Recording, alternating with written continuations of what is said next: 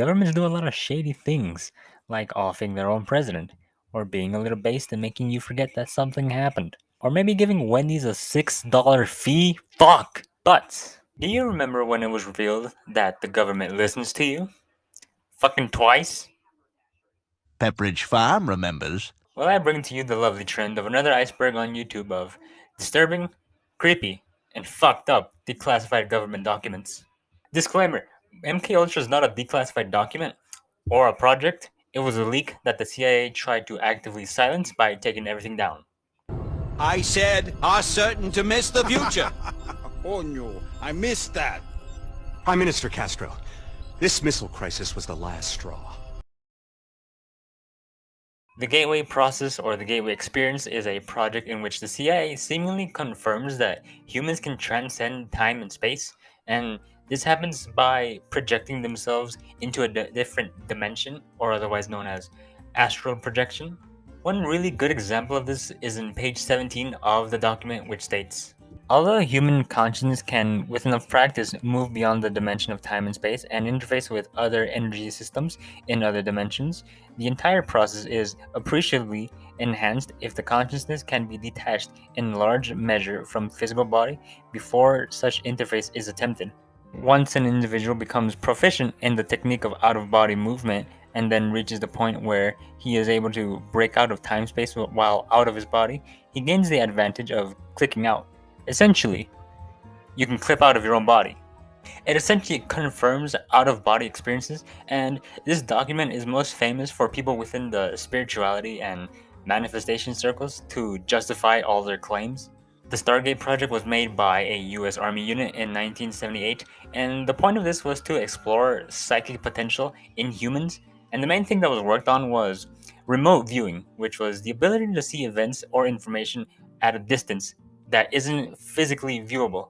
Essentially, being able to see something from far away, but psychically.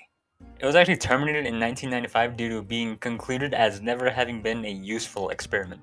Acoustic Kitty, which was the CIA had tried putting microphones inside of cats to spy on people. However, it was unsuccessful because they couldn't train cats to do anything on command, which is not very surprising if you've been around a cat. The most known thing about this though is that during the first test, they sent a cat to spy on two people to listen into their conversation, and as it walked up to them, it got ran over. Like, the cat got ran over by a fucking car, and as a cat person, that hurts me to my very core, but that's fucking funny. Operation Northwoods, or Project Northwoods, was a proposed false flag operation in which the CIA would both stage and actually commit crimes against US citizens using Cuban friendlies, or quote-unquote Cuban friendlies, and pinning the blame on, once again quote-unquote, Cuban terrorists, therefore justifying a war against Cuba. And then, obviously, this happened throughout the whole Cold War thing, and then the guy who proposed this supposedly was demoted by JFK himself, which, Jesus Christ. Like, damn, how the hell did this happen? Like, this must have been processed by a bunch of people, and then they were like, yeah, that's good. Good evening. I want to talk to you tonight from my heart on a subject of deep concern to every American. Project Sunshine was a project that found out a radioactive isotope named SR-90 could be the biggest threat to human health in a nuclear fallout. Project Sunshine had wanted to see the effect on bodies by using the bones of the dead, and this is probably where you know this part, or why you most likely know Project Sunshine, because they were taking dead bodies of infants, most famously, and they were testing nuclear radiation on dead babies, essentially. But the US government had bought the bodies of dead infants to test for radiation. Apparently, they didn't tell the families this either, and they started taking the limbs from the bodies, and also didn't tell the parents that they were doing this. This is actually because they saw that the tissue from the young had the highest susceptibility to absorb SR-90. So, that's their justification. The Pentagon Papers were first leaked by a man named Daniel Ellsberg, and the Pentagon Papers were revealed what the US had been doing in Vietnam, and that they had been heightening the scale of that war. Nixon had actually tried to discredit Ellsberg, but Watergate happened, and then Nixon was caught lacking. So then everyone found out Nixon was trying to discredit him. And this was originally leaked in 1971 and then fully declassified in 2011 in book form. After World War II happened, Operation Paperclip went through, in which the US hired Nazi scientists, in which most notably a lot of them went towards the space program. And then in here comes Werner von Braun, who had built a rocket that sent us to the moon, which is called Saturn V. And fucking hell, Saturn, I keep seeing you everywhere now. I hate you.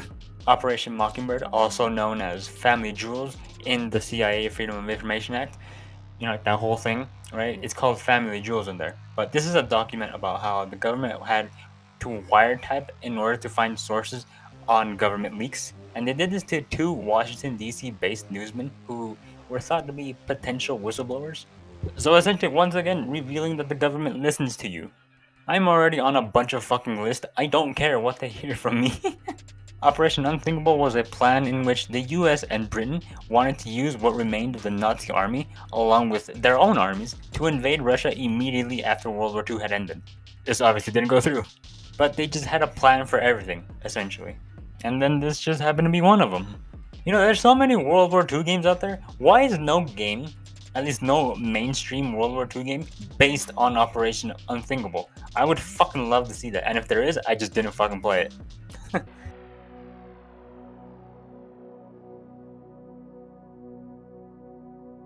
Hitler to Argentina is actually a FBI record, not just a random conspiracy theory. But FBI records report two submarines arrived in Argentina with top officials there having hid Adolf Hitler about 2.5 weeks after the fall of Berlin.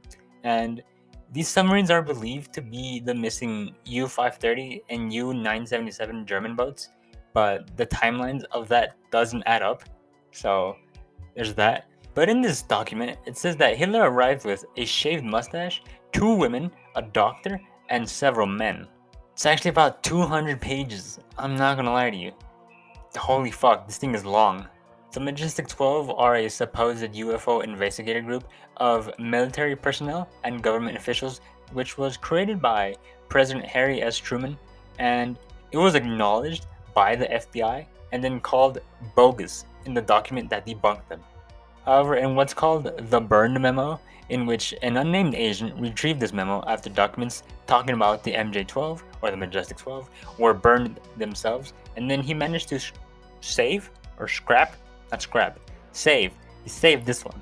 This specific burn memo, though, talks about plans to assassinate JFK due to him wanting to share space info with the Russians. I didn't get into it here, but the thing about the Majestic 12 is that they're supposedly the ones who have made alien contact. They're the group that's believed that they have been talking with aliens, they've been in constant communication with them, and that somehow they've been linked to being the Men in Black themselves. Operation Lack, which is the possible origins of chemtrails, and I'm not gonna lie to you, I never really subscribed to the chemtrails thing, but holy shit, I see this one.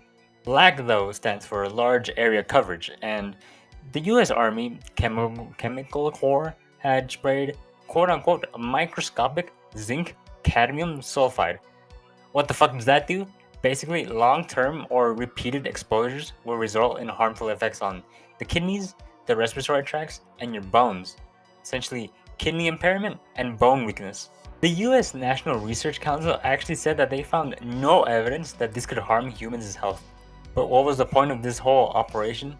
It was just to see how far a chemical or biological agent can spread through the sky. Animal mutilations, which was a joint FBI and CIA investigation in the 70s and 80s, in which cattle farms had their animals, missing organs and missing blood, and then $45,000 later, that's the right number, nothing was found. No trace of anything or anyone doing this was found, and then later it died down and the public just forgot about it.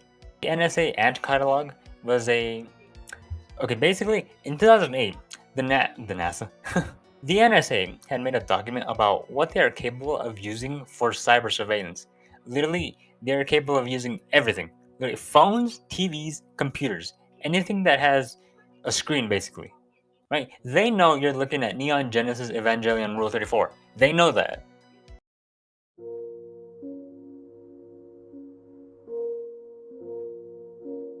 The Tehran UFO.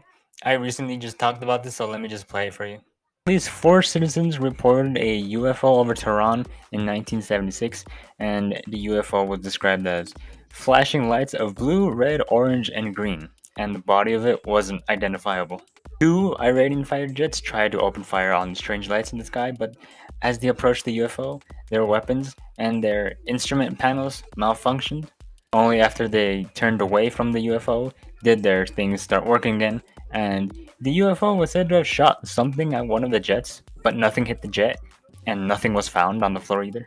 The Phoenix program was another Vietnam document in which the US tried to infiltrate and destroy the Viet Cong's political infrastructure. They would torture people, capture them, interrogate them, and assassinate them. The US had done all of these things to those who were just suspected of Viet Cong ties, and around 26,000 were killed. This has actually been criticized because of the amount of neutral citizens that were killed for just suspicion of being tied to the Viet Cong. The telepathic rabbits was a Soviet/Czech experiment about telepathy and psychokinesis. Psychokinesis. Goddamn.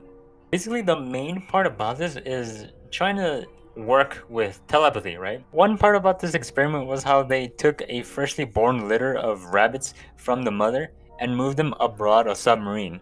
The mother was then hooked up to an EEG recorder, and EEG recorders are painless tests in which small sensors are attached to the head in order to pick up electrical signals. Have you ever seen I don't know, like they're experimenting on someone and then they hook up some shit on their head with like a bunch of wires? That's what that is. But then as this happened, right? Baby rabbits were killed. And then while they were being killed, the mother rabbit's EEG thing spiked after each death. The electronic signals coming from the mother rabbit's brain were spiking each time they died. So I don't know how else to put it, but there's probably some sort of telepathic link between rabbits. I don't know. European dolls, not disturbing, but CIA agents would have to. Oh my god, what the fuck, man? CIA agents would have these blow up sex dolls in their cars in the passenger seat, and then this was done so an agent could get up and leave the car, and then the doll was blown up so it would simulate having 2 agents in the car. So either one agent would not be interfered with, right, or assaulted, anything of that sort, while the other one can just go do whatever the fuck he wants. Either that, or homie would rub one out while the other dude went for a fucking McMuffin.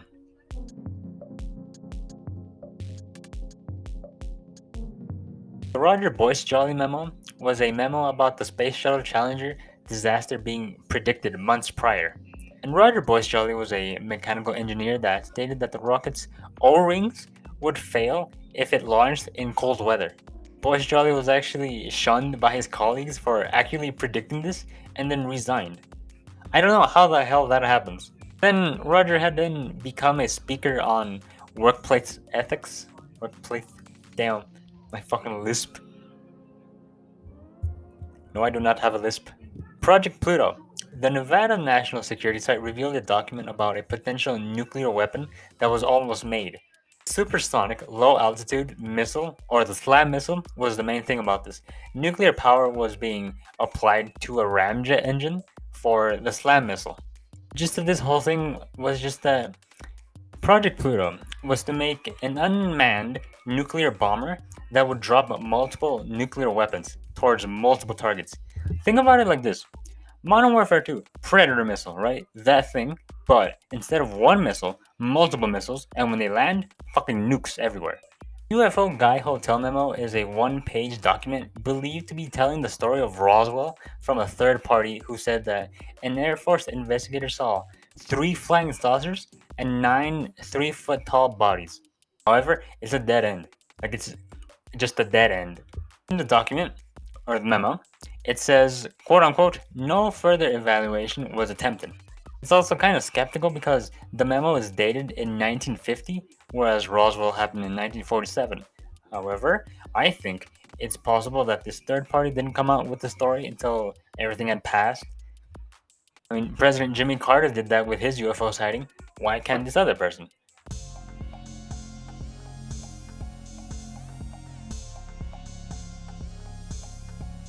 Last year has only one entry, but it requires the most explanation. A document known as UFO Part 1 has something called Memo 6751 on page 22 of this. And Memo 6751 details flying discs and their crews from July of 1947. What happened in 1947? July? Roswell. It mentions that these visitors are from a different plane of existence, not from an outer space planet, and had been contemplating staying on our plane of existence. This then ties into something known as the Babylon working, in which a man named Jack Parsons, he was an occultist, basically, like almost a Satanist, but he supposedly opened a portal between hell and earth. When this portal was opened, demons came out from it, and it's reported that a child may have been sacrificed, or was being planned to be sacrificed. If you know a man named Aleister Crowley, who was a famous occultist, he had quoted, "Today they call them angels and demons, tomorrow they will call them something else." Crowley had claimed to summon a demon named Lamb, which bears a very, very striking resemblance to the very generic or popular gray alien. Bro, shit went down in 1947, that's all I'm saying. That's the end.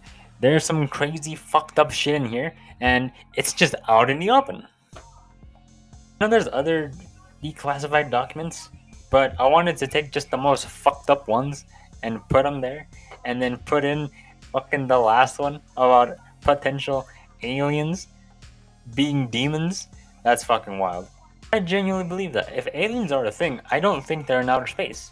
I mean, I'm sure we can find other beings in outer space, but I'm sure when it comes to what we assume or picture aliens to be, I feel like that thing, like what we're looking for when it comes to aliens, aren't in outer space.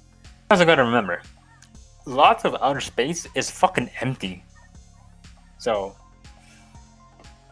yeah. Basically, thank you if you're still here. If you want me to talk about the Babylon working, get me to 200 times. Because it said that the Babylon working happened at Area 51. It said, at 200 subs, I will talk about everything, every theory that happened at Area 51, or is thought to be with Area 51. I really want to talk about the Babylon working, and I want to do something else on Memo 6751, but there's a lot. Yeah, that's the only time I've ever shielded for subs. So, there you go. You know what to do. Hopefully. Anyways, bye.